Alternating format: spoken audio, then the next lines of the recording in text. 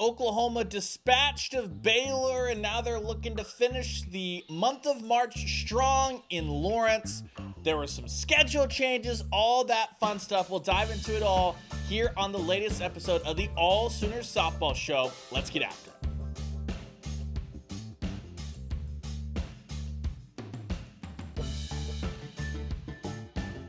Welcome back, Ryan Chapman here for the AllSooners Softball Show, pressing on a pretty weird weekend, all that stuff. A week full of schedule changes. First, Oklahoma's series finale against Baylor got moved from Sunday up to Saturday, and the Sooners rolled through that. Impressive performance, highlighted perhaps by a pinch hit grand slam by Alynah Torres on Friday at Hall of Fame Stadium. Then you get Ella Parker's walk-off grand slam Saturday to close out game one, and then a strong performance. Oklahoma, not a run rule, but never really uncomfortable, responding every time Baylor put any runs on the board on Saturday to close that out. Oklahoma then was preparing for a midweek game against Wichita State. That got scrapped. It's going to be moved to April due to weather, which means that no game on Sunday, no game on Tuesday. A little mini break here for the Sooners before they get up and running in Lawrence Thursday, Friday, Saturday against a Kansas Jayhawks team that is still receiving votes, knocking on the door of the top 25 in the coaches poll. It should be a fun weekend ahead, but first, look on back. Oklahoma strong, 3 games. The offense continued to roll, but the more impressive thing perhaps was Oklahoma's pitching staff and exactly how they handled business. It was another excellent outing by Kelly Maxwell on Friday at Hall of Fame Stadium. The first time that was filled in crimson, cheering for Kelly Maxwell. Then it was Nicole May and Kirsten Deal. The double feature on Saturday, a steady performance from Nicole May. Kirsten Deal worked out of a couple of jams, which was really good to see. She had the bases loaded with no outs in the second inning against Baylor, gave up no runs. She walked the bases loaded with 2 outs in the third inning against Baylor, also got out of that jam as well. And it was the perfect timing this week. Patty Gasso felt a smidge under the weather, so she didn't do media on Tuesday. She was at practice. Don't worry. The USC job's not something to worry about if they had a program. Kidding. If you know, you know. But it was Oklahoma Associate Head Coach and Pitching Coach Jennifer Rocha that took charge. We got to talk to her a great deal this week, and it was the perfect time to ask her about the development of Oklahoma's standout sophomore left-hander, Kirsten Deal, on the heels of getting out of a couple of hairy situations, but staying clean for the most part against the Baylor Bears on Saturday. Yeah, I think that's, ultimately been the plan with her since she stepped on campus, is to really see her have opportunities in a competitive space, and to be able to have success when she's, when the lights come on and, when the fire gets lit.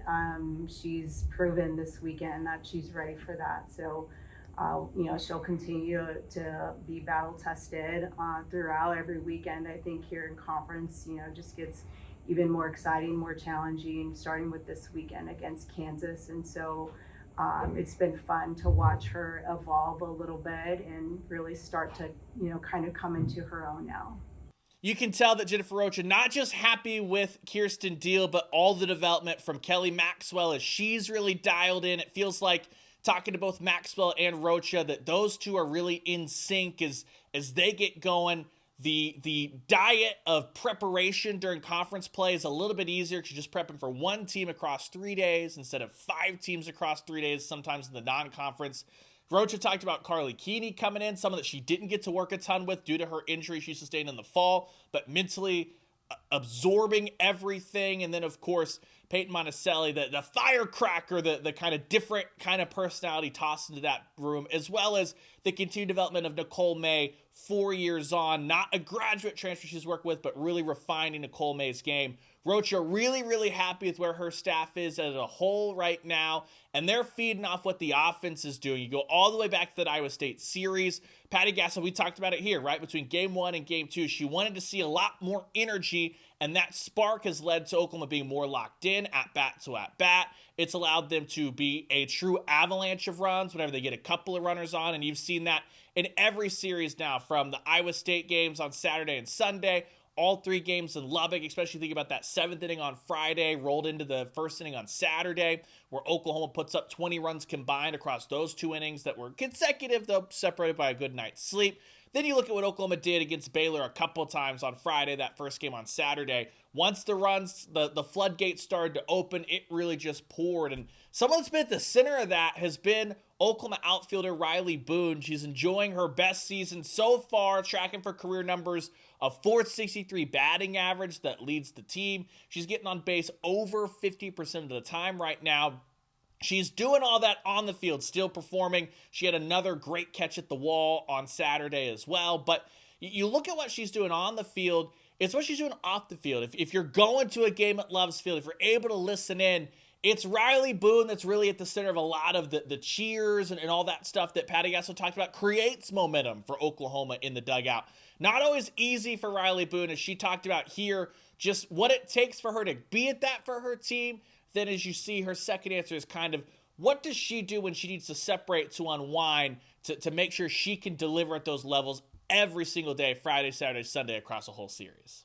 I think it gets kind of exhausting, always trying to be out of 10. But I think from the second game that you're talking about, I think I really just locked in with Christ of depending on him for that strength, but also just like exhausting myself for the team. And I think that's what a lot of us do to be a good teammate. So I was from that talk and now just focusing on exhausting myself to serve my team in any way, whether if that's being out of 10 every single game and I go home, but I can at least say that I gave all that I had on the field for like that day. Yeah, Riley, just going back to that, you said that always being at a 10 can sort of be exhausting sometimes. Mm-hmm. So how do you recharge from that when you get away from here? The Word of God, like constantly being in my Bible and knowing that if I'm not in it, I'm probably going to be at a 5.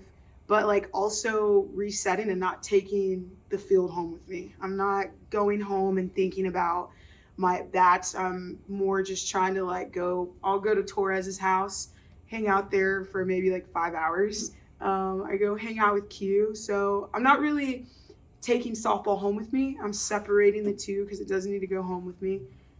So mainly just the Word of God and then remembering that this game's supposed to be fun. The only games this weekend for the Sooners, Thursday, Friday, Saturday, brought forward today because of Easter, but those going to go down in Lawrence as Oklahoma takes on the Kansas Jayhawks. This is a squad in Kansas that took a step forward a year ago, was a lot more competitive in Big 12 play, and now they're going out there, the one that they hang their hat on, that sweep of the Baylor Bears, a team that many, me included, thought would be the 4th best team coming into the season for the Big 12 Conference behind whatever order you had them in, Oklahoma, Texas, Oklahoma State. But Kansas showed that it's a legit team that's going to give Oklahoma a real fight this weekend. And Jen Rocha had a lot of admiration for what that coaching staff has done to get Kansas to this point. Yeah, I think a lot of credit goes to Coach McFalls that's there. I think she's done a really good job being patient with that program and building it. I mean, they've got a beautiful facility. It's a nice, it's a fun facility to play in for.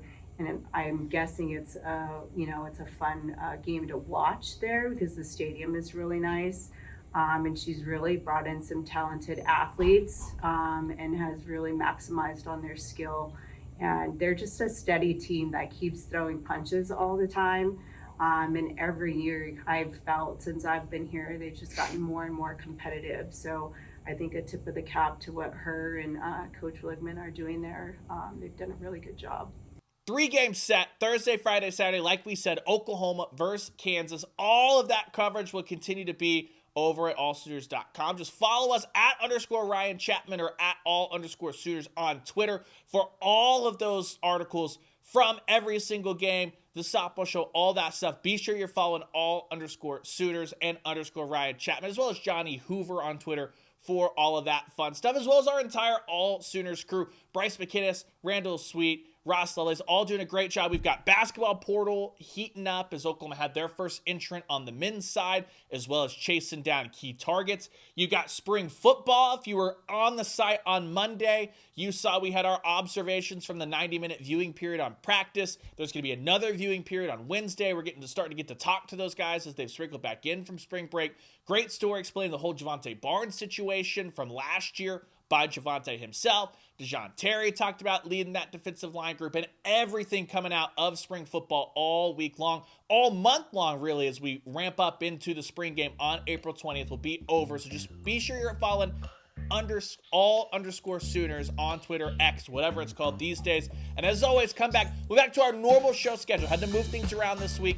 Was supposed to have a game on Tuesday. That didn't happen. Obviously, the Thursday game didn't make a lot of sense to publish a show on Thursday that is only active for a couple of hours before games get rolling. But for Texas week, it'll be back to the normal Tuesday, normal Thursday show before I myself drive down to Austin and cover that series in person for you guys. So be wanting to follow it all at _Ryan Chapman on X, Twitter, whatever it is. But until next week, until next Tuesday, keep it locked in. John Hoover Media on YouTube, all that fun stuff here on the All Sooners Softball Show.